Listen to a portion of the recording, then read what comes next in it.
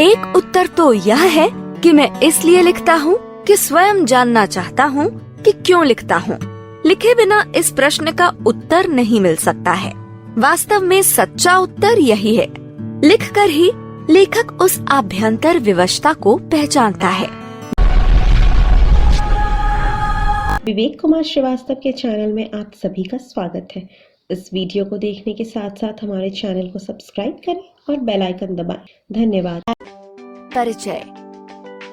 यह निबंध अज्ञेय द्वारा लिखी गई है। अज्ञेय ने अपने इस छोटे से निबंध में यह बताया है कि रचनाकार की भीतरी विवशता ही उसे लेखन के लिए मजबूर करती है और लिखकर ही रचनाकार उससे मुक्त हो पाता है। मैं क्यों लिखता हूँ?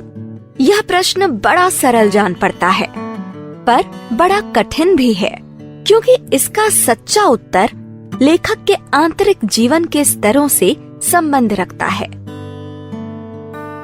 उन सब को संक्षेप में कुछ वाक्यों में बांध देना आसान तो नहीं ही है, न जाने संभव भी है या नहीं। इतना ही किया जा सकता है कि उनमें से कुछ का स्पर्श किया जाए, विशेष रूप से ऐसों का जिन्हें जानना दूसरों के लिए उपयोगी हो सकता है। एक उत्तर तो यह है कि मैं इसलिए लिखता हूँ कि स्वयं जानना चाहता हूँ कि क्यों लिखता हूँ। लिखे बिना इस प्रश्न का उत्तर नहीं मिल सकता है। वास्तव में सच्चा उत्तर यही है। लिखकर ही लेखक उस आभ्यंतर विवशता को पहचानता है, जिसके कारण उसने लिखा, और लिखकर ही वह उससे मुक्त हो जाता है। मैं भी उस आंतरिक विवशता से मुक्ति पाने के लिए तटस्थ होकर उसे देखने और पहचान लेने के लिए लिखता हूँ। मेरा विश्वास है कि सभी कृतिकार, क्योंकि सभी लेखक कृतिकार नहीं होते, न उनका सब लेखन ही कृति होता है, सभी कृतिकार इसीलिए लिखते हैं। यह ठीक है कि कुछ ख्याति मिल जाने के बाद कुछ बाहर की विवशता से भी लिखा जाता है, संपादकों के आग्रह से, प्रकाशक के तकाजे से, आर्थिक आवश्यकता से।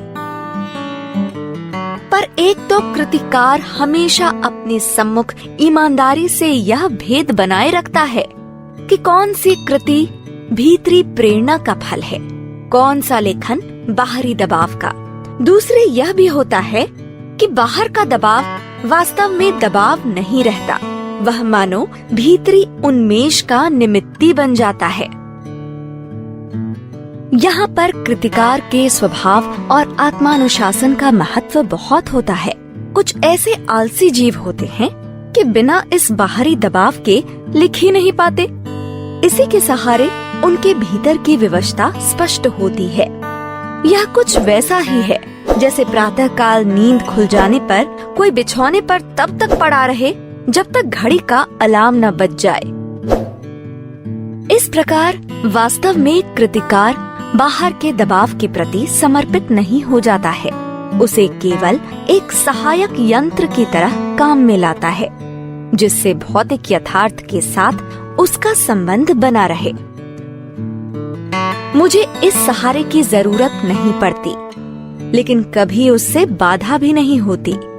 उठने वाली तुलना को बनाए रखूं तो कहूं कि सवेरे उठ जाता हूं अपने आप ही, पर अलार्म भी बज जाए तो कोई हानि नहीं मानता। यह भीतरी विवशता क्या होती है, इसे बखानना बड़ा कठिन है। क्या वह नहीं होती, यह बताना शायद कम कठिन होता है। या उसका उदाहरण दिया जा सकता है, कदाचित वही अधिक उपयोगी होगा। अपनी एक कविता की कुछ चर्चा करूं जिससे मेरी बात स्पष्ट हो जाएगी। हिरोशिमा के विस्फोट का भोक्ता। मैं विज्ञान का विद्यार्थी रहा हूँ। मेरी नियमित शिक्षा उसी विषय में हुई। अणु क्या होता है, कैसे हम रेडियम धर्मी तत्वों का अध्ययन करते हुए विज्ञान की उस सीढ़ी तक पहुँचे जहाँ अणु का भेदन संभव हुआ। रेडियम धर्मिता के क्या प्रभाव होते हैं, इन सब का पुस्तकीय या सैद्धांतिक ज्ञान तो मुझे था। फिर जब वह हिरोशिमा में अणु बम गिरा, तब उसके समाचार मैंने पढ़े। और उसके परवर्ती प्रभावों का भी विवरण पढ़ता रहा। इस प्रकार उसके प्रभावों का ऐतिहासिक प्रमाण भी सामने आ गया। विज्ञान के इस दुरुपयोग के प्रति बुद्धि का विद्रोह स्वाभाविक था। मैंने लेख आदि में कुछ लिखा भी, पर अनुभूति के स्तर पर जो विवशता होती है वह बौद्धिक पकड़ से आगे की बात है और उसकी तर्क संगति भी अपनी अलग होती है। इसलिए कविता मैंने इस विषय में नहीं लिखी। यूं युद्ध काल में भारत की पूर्वीय सीमा पर देखा था कि कैसे सैनिक ब्रह्मपुत्र में बम फेंककर हजारों मछलियां मार देते थे, जबकि उन्हें आवश्यकता थोड़ी सी होती थी। और जीव के इस अपव्यय से जो व्यथा भीतर उमड़ी थी, उससे एक सीमा तक अणु बम द्वारा व्यर्थ जीव नाश का अनुभव तो कर ही सका था। जापान जाने का अवसर मिला, तब हिरोशिमा भी गया और वह अस्पताल भी देखा जहां रेडियम पदार्थ से आहत लोग वर्षों से कष्ट पा रहे थे। इस प्रकार प्रत्यक्ष अनुभव भी हुआ, पर अनुभव से अनुभूति गहरी चीज है, कम से कम कृतिकार के लिए। अनुभव तो घटित का होता है, पर अनुभूति संवेदना और कल्पना के सहारे उस सत्य को आत्मसात कर लेती है जो वास्तव में कृतिकार के साथ घटित नहीं हुआ है। जो आंखों के सामने नहीं आया, जो घटित के अनुभव में नहीं आया, वही आत्मा के सामने ज्वलंत प्रकाश में आ जाता है। तब वह अनुभूति प्रत्यक्ष हो जाता है।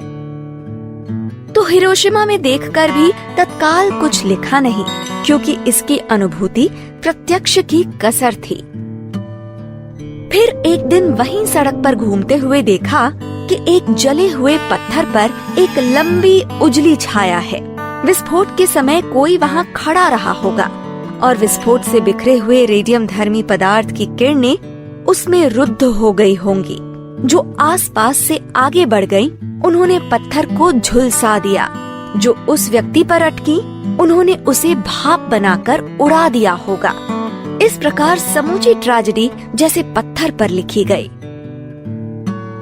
उस छाया को देखकर जैसे एक थप्पड़ सा लगा। अवाक इतिहास जैसे भीतर कहीं सहसा एक जलते हुए सूर्य सा उग आया और डूब गया। मैं कहूँ कि उस क्षण में अणु विस्फोट मेरे अनुभूति प्रत्यक्ष में आ गया। एक अर्थ में मैं स्वयं हिरोशिमा के विस्फोट का भोक्ता बन गया। इसी में से वह विवशता जागी। भीतर की आकुलता बुद्धि के क्षेत्र से बढ़कर संवेदना के क्षेत्र में आ गई। फिर धीरे धीरे मैं उससे अपने को अलग कर सका और अचानक एक दिन मैंने हिरोशिमा पर कविता लिखी। जापान में नहीं, भारत लौटकर, रेलगाड़ी में बैठे बैठे। यह कविता अच्छी है या बुरी, इससे मुझे मतलब नहीं है। मेरे निकट वह सच है, क्योंकि वह अनुभूति प्रसूत है। यही मेरे निकट महत्व की बात है। ऐसे ही और वीडियोस देखने के लिए हमारे वीडियो को लाइक करें, चैनल को सब्सक्राइब करें और बेल आइकन जरूर दबाएं।